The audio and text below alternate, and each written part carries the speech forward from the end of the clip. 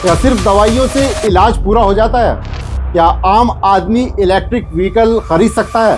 जो छोटे निवेशक थोड़ी उम्मीद लेकर बाजार में आए थे, उनके लिए रास्ता और मुश्किल। क्या गांव के किसान के पास चार्जिंग स्टेशन हैं? महंगाई बढ़े, ईएमआई बढ़े, स्कूल फीस बढ़े, लेकिन टैक्स वहीं का वहीं।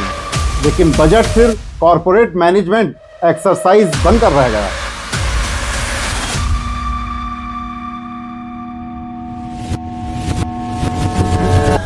आदाब, मैं आगा खुर्शीद खान। आज देश की वित्त मंत्री निर्मला सीतारमण ने वर्ष 2026-27 के लिए बजट पेश किया है।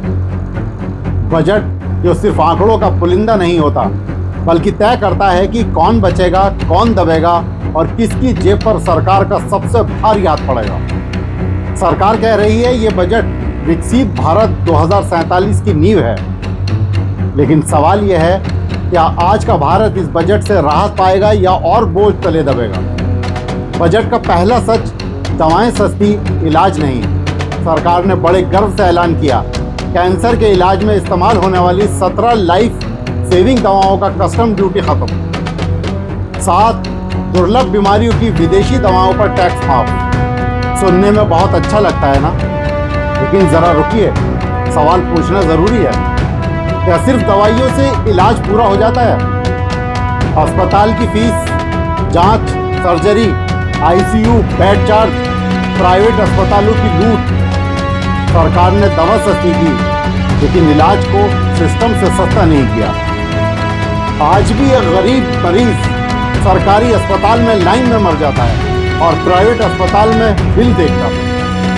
सरकार ने इलेक्ट्रिक व्हीकल, सोलर पैनल और ग्रीन एनर्जी उपकरणों पर ड्यूटी घटा दी। ठीक है, पर्यावरण जरूरी है, लेकिन जरा ये भी देखिए, क्या आम आदमी इलेक्ट्रिक व्हीकल खरीद सकता है? क्या गांव के किसान के पास चार्जिंग स्टेशन हैं? या ये राहत सिर्फ बड़ी कंपनियों और निवेशकों के लिए है? ग्रीन एनर्जी के नाम पर ग्रीन सिग्नल फिर कॉरपोरेट को मिला, जनता को नहीं। शेयर बाजार से कमाने वालों पर भी मार पड़ी। सरकार ने फ्यूचर्स एंड ऑप्शंस ट्रेडिंग महंगी कर दी। स्क्रैप, मिनरल्स, पोटेशियम हाइड्रोक्साइड पर टैक्स बढ़ाया। मतलब साफ है, जो छोटे निवेशक थोड़ी उम्मीद लेकर बाजार में आए थे, उनके लिए रास्ता और मुश्किल। लेकिन बड़ा सवाल यह है, जब अरबपतियों की टैक्स माफी होती है, तब सरकार का खजाना खाली क्यों नहीं होता? विदेश यात्रा और पढ़ाई सस्ती, लेकिन देश में रोजी रोजगार नहीं। सरकार ने विदेश यात्रा के टूर पैकेज सस्ते किए, विदेश पढ़ाई और इलाज के लिए भेजे जाने वाले पैसे पर टैक्स में राहत दी। अच्छा है, लेकिन देश में बेरोजगारी का क्या? यहाँ की यूनिवर्सिटीज का क्या? सरकारी अस्पतालों का क्या? जो बाहर जा सकते हैं उन्हें राहत, जो यहीं फंसे हैं उनके लिए खामोशी। टैक्स में कोई राहत नहीं, मध्यम वर्ग फिर ठगा गया। इस बजट का सबसे बड़ा धोखा, इनकम टैक्स में कोई बड़ी राहत नहीं। महंगाई से जूझते मध्यम वर्ग के लिए कुछ नहीं, सैलरीड क्लास के लिए सिर्फ भाषण। महंगाई बढ़े, ईएमआई बढ़े, स्कूल फीस बढ़े, लेकिन टैक्स वहीं का वहीं। क्या यही है विकसित भारत का रास्ता? वैश्विक दबाव और सरकार की मजबूरी।